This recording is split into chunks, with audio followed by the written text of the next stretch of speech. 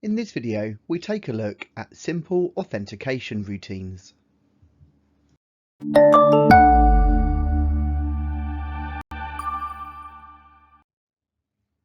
The data used by systems needs to be kept secure, and this can be achieved in a number of ways.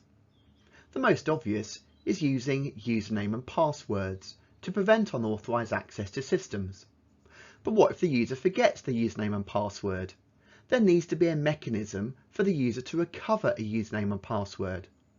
But this mechanism needs to be secured as well. It may be that the user has to enter their email address and then click on a link within that email to verify they are who they say they are. Data files should also be encrypted, so the data can't just be read with simple text editors.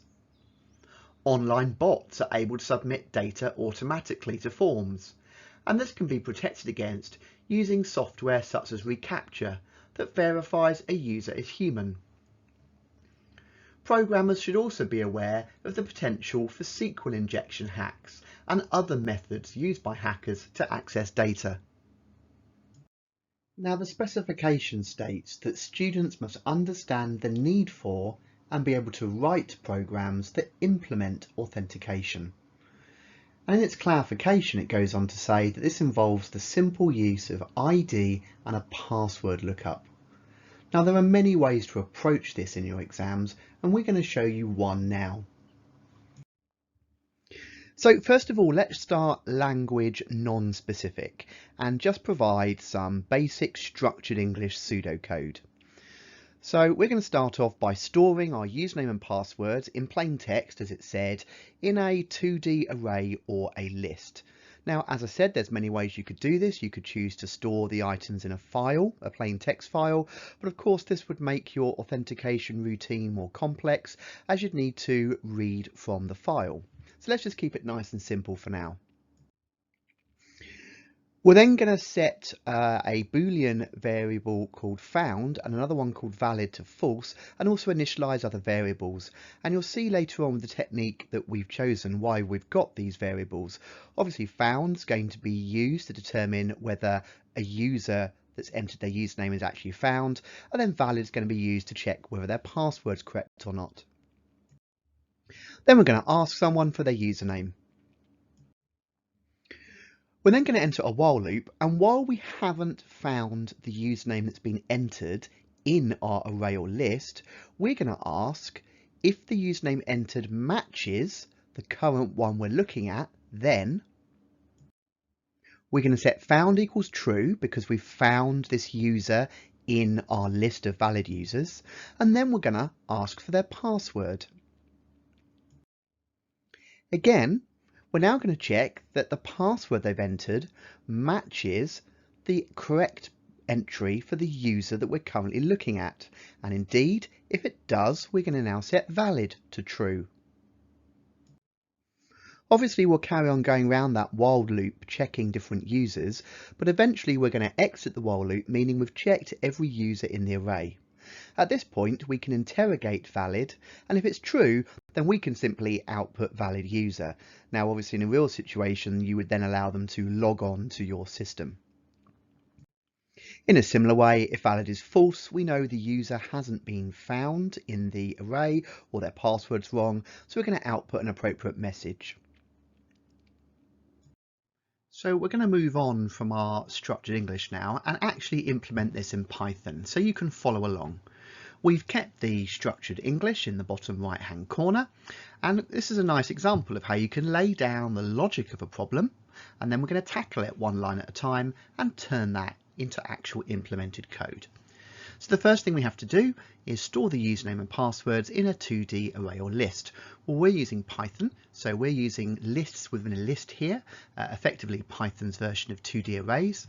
And if we look here, we can see we've created a list called users, and in there we've got Craig, that's a username, and his password is password, Dave, his password secret, and Sam, and his password is let me in.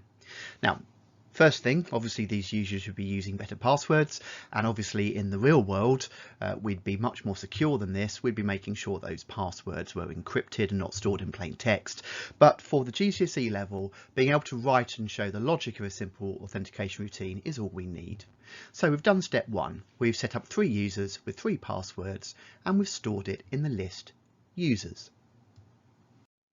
We're then going to initialize those variables that we're going to use.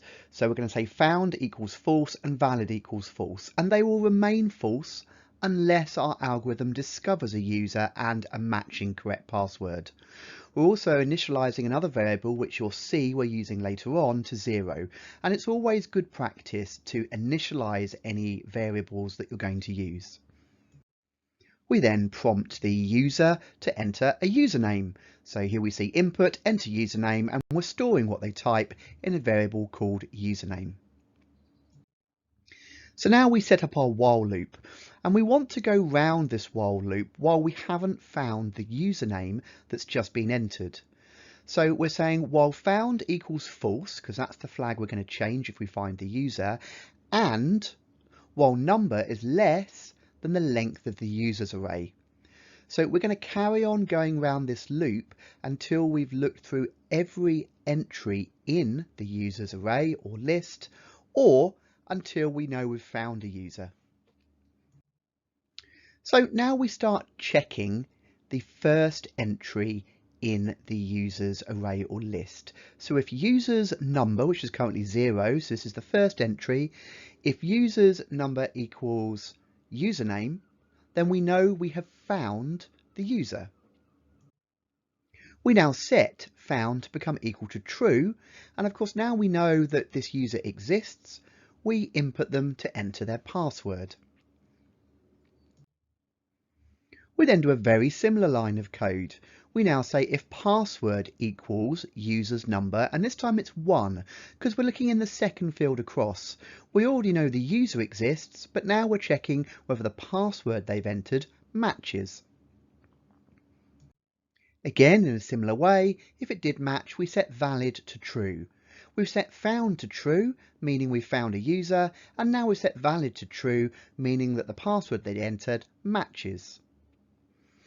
Now, of course, if either of those things aren't true, then we're going to increment number by 1, and we'll go back to the while loop and we'll carry on going through the array or list each entry at a time. Eventually, we are going to exit the while loop, and you can see from our pseudocode, we want to say if valid is true, then say you are a valid user, and if valid is false, then say invalid. Now you could do that as 2 if statements, or like we've done here, slightly neater, we're using an if else. So if valid equals true, print valid user, else, or in other words, print invalid username or password. Now obviously this is a very simple authentication routine we've written here.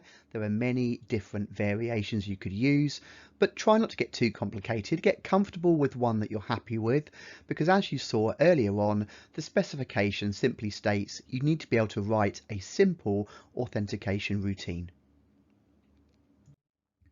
So a quick recap then, what is an authentication routine? Well, it's a piece of code which checks if someone should be allowed access to a system or program and what level of access they should have. You need to be able to write a simple authentication routine that uses a username and password, but you'll only be required to use plain text username and passwords. You're not going to worry in exam conditions about the complexities of encrypting passwords, which of course you would do with a real password system. And below is the simple pseudocode that we outlined earlier in this video for a very simple authentication routine. So that's the theory content of the video covered. We're just going to spend a little bit of time talking about the programming language subset. If you've heard this before, you can skip the rest of this video. Otherwise, it's definitely worth a quick watch. So the exam board at Excel have released a document that they call the Programming Language Subset, which you can see here on the right. This document specifies which parts of Python 3 are required in order that the assessment can be undertaken with confidence. Students familiar with everything in this document will be able to access all parts of the Paper 2 on-screen assessment. The exam board will not go beyond the scope of this document when setting you any questions in the Paper 2 exam. Any students who do successfully use more complex methods, which are not included in the document, will still, however, be awarded marks. Further to this, you will see here from the front of the exam paper that you're actually going to be supplied with a printed and an electronic copy of the PLS during your Paper 2 exam. Well, if this document outlines everything you need to know in order to program in Python during the exam, and you can be guaranteed that you can answer all the questions using all the techniques in this document for full marks, then you might as well get used to using it now. Ask for a copy from your teacher and have it as a reference guide at all times throughout your GCSE course. It will be invaluable.